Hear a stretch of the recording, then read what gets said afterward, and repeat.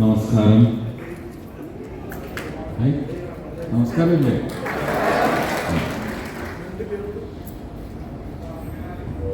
സന്തോഷം പങ്കുവയ്ക്കാനുള്ളതല്ല, സന്തോഷം എല്ലാവരുടെയും അവകാശമാണ്. ഞാനിപ്പോൾ പങ്കുപറ്റിക്കൊണ്ടിരിക്കുന്നത് നമ്മളുടെ സന്തോഷമാണ്, നമ്മളുടെ ആഹ്ലാദമാണ്. തൃശ്ശൂരിലെ ഒരുപക്ഷെ രാഷ്ട്രീയമുള്ളതും രാഷ്ട്രീയം തീരെ ഇല്ലാത്തതും രാഷ്ട്രീയം ഒട്ടുമേ താല്പര്യമില്ലാത്തതും ഇഷ്ടമല്ലാത്തതുമായ ഒരു വലിയ സമൂഹത്തിൻ്റെ ആഹ്ലാദമാണ് ഞാനിപ്പോൾ പങ്കുപറ്റിക്കൊണ്ടിരിക്കുന്നത്. കേരളത്തിൻ്റെ ചരിത്രത്തിൽ, അത് ഭാരതത്തിൻ്റെ രാഷ്ട്രീയ ചരിത്രം കുറിക്കുമ്പോൾ ഈ ഒരു എഴുത്തിന് എന്ത് വജ്ര പകർച്ചയാണ് ചാർത്തി നൽകേണ്ടതെന്ന് എനിക്കറിയില്ല. ഞാൻ പറയാതെ തന്നെ നിങ്ങൾക്ക് വ്യക്തമാകും. 79 വർഷത്തിലേക്ക് കടക്കാൻ പോകുമ്പോൾ ഒന്ന് ആലോചിച്ച് നോക്കൂ.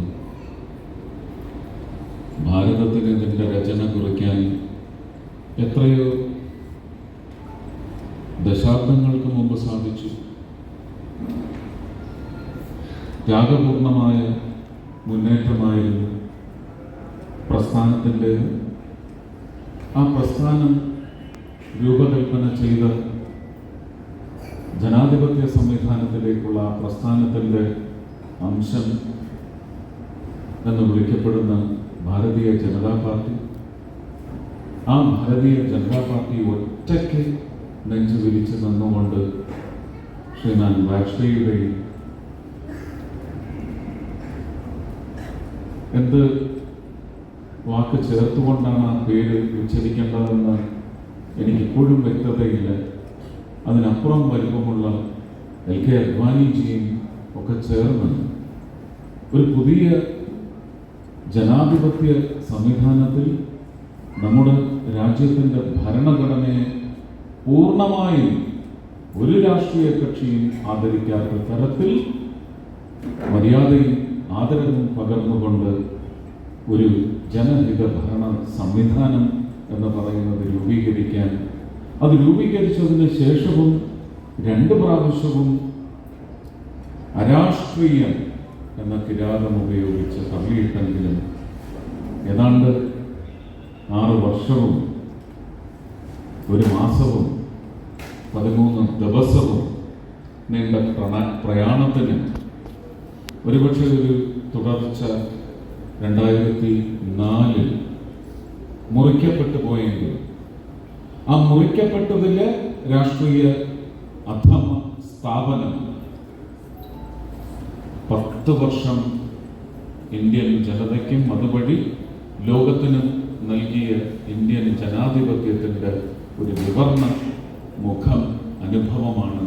ഒരുപക്ഷെ ദൈവം തന്നെ ശിക്ഷയെന്നോണം 2014 എക്കാലത്തെയും നമ്മുടെ രാഷ്ട്രത്തിലെ ശക്തനായ ലോകം അംഗീകരിക്കുന്ന ഒരു സ്റ്റേറ്റ്സ്മാൻ ശ്രീ നരേന്ദ്രമോദിയുടെ നേതൃത്വത്തിൽ ദൈവ അനുഗ്രഹം പോലെ ഭാരതീയനും ദൈവ ശിക്ഷ പോലെ ആ അധമ ചിന്താഗതിക്കാർക്കും നല്ലൊരടി സമ്മാനിച്ചു. ആ അടിയേറ്റ് വാങ്ങി തുടങ്ങിയവർ ഇന്ന് കൊടുങ്കാറ്റിലും ചുഴലിക്കാറ്റിലും ഉൾപ്പെട്ട് ഉടരുകയാണ്. പക്ഷെ അവരുടെ ശക്തിയും നമുക്ക് ആവശ്യമാണ്. ജനഹിത ഭരണത്തിന് വേണ്ടി പ്രതിപക്ഷത്തിൻ്റെ ശക്തി എന്ന് പറയുന്നത് നമ്മൾ ആദരിക്കുന്നതാണ്. പക്ഷേ ദേശം നമ്മുടെ പൂർണ്ണമായ ദേശമാണ്, നമ്മുടെ ആദ്യത്തെ ദൈവം. ആ ദേശത്തെ പ്രജാ ദൈവം അവരുടെ ദേശസങ്കല്പത്തിന് വിഘാതം സൃഷ്ടിക്കുന്ന പ്രതിപക്ഷമായാലും ഭരണപക്ഷമായാലും ശരി തന്നെ ആ വിഘടനവാദത്തെ അടിച്ചമർത്തുക തന്നെയാണ് വേണ്ടത്. രാജ്യത്തിൻ്റെ ആരോഗ്യപരമായ മുന്നേറ്റത്തിന്, വളർച്ചയ്ക്ക് വലിപ്പ വർധനയ്ക്ക് വേണ്ടി മാത്രം അഹോരാത്രം പണിയെടുക്കുന്ന മൂന്നാം മോദി സർക്കാരാണ് ഇപ്പോൾ നിലവിലുള്ളത്. വാഗ്ദാനങ്ങൾ നിറവേറ്റപ്പെടും എന്നുള്ളത് കഴിഞ്ഞ 2 തവണ 1.0 ആയാലും ശരി തന്നെ 2.0 ആയാലും ശരി തന്നെ വ്യക്തമായി പറഞ്ഞതൊക്കെ അതിനപ്പുറവും ചെയ്ത് തീർക്കാൻ അവർക്ക് പ്രാപ്തിയുണ്ടായിരുന്നു. അത് വ്യക്തമാക്കിയിട്ടുമുണ്ട്.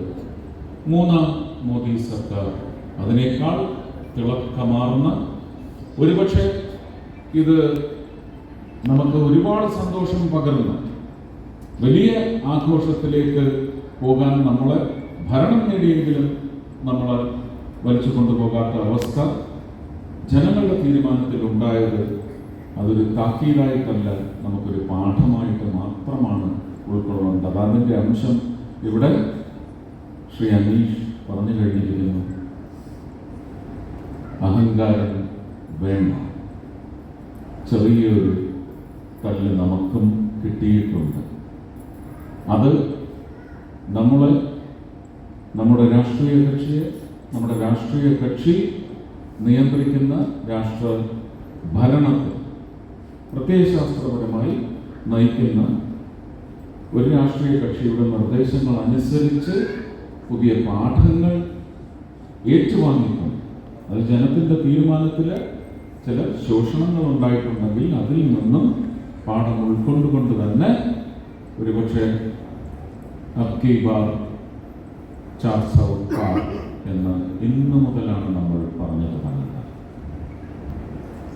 അബ്കി ബാർ 400 പാർ 470+ എന്ന് പറയുന്ന മന്ത്രമോദി തുടങ്ങിയാൽ നമ്മൾ 400 കടക്കുന്നു.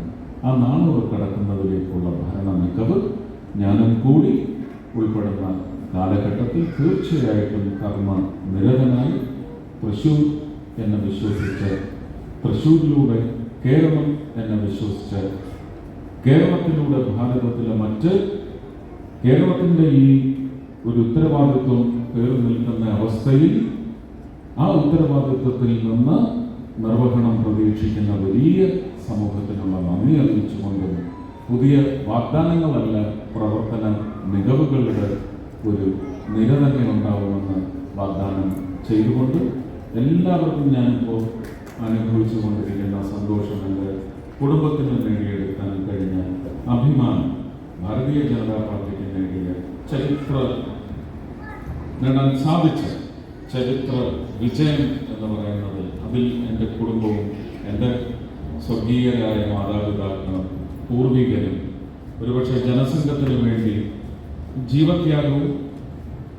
ജീവനത്യാഗവും നടത്തിയ എൻ്റെ മുത്തശ്ശനും മുത്തശ്ശിയും അവരൊക്കെ ഒരുപാട് അഭിമാനിക്കുന്നുണ്ടാവും, സന്തോഷിക്കുന്നുണ്ടാവും. എല്ലാവരെയും മനസ്സിൽ ഓർത്തുകൊണ്ട് മുമ്പോട്ടുള്ള പ്രവർത്തനത്തിന് വേണ്ടിയുള്ള, പ്രവർത്തന ബലത്തിന് വേണ്ടിയുള്ള, തിളക്കത്തിന് വേണ്ടിയുള്ള, അതുവഴി ഇപ്പോൾ നേടിയ 75-ൽ നിന്ന് ഒരു 2,75,000-ലേക്ക് അടുത്ത ഭൂരിപക്ഷം ഉയർത്താനുള്ള പ്രവർത്തന മികവ് കാഴ്ചവെക്കാനുള്ള പ്രാർത്ഥന എല്ലാവരും നടത്തുന്നതെന്ന് മാത്രമാണ്. മതത്തിന് അതീതമായിട്ടുള്ള എന്നെ സഹോദരനെ പോലെയും ഒരു അച്ഛനെ പോലെയും മകനെ പോലെയും കരുതി അവരോധിച്ച എല്ലാ സുമനസ്സുകൾക്കും പാദത്തിൽ തൊട്ട് അവരെ വാരി പുണർന്ന് ഞാൻ എൻ്റെ നന്ദി അറിയിക്കുന്നു. എല്ലാവർക്കും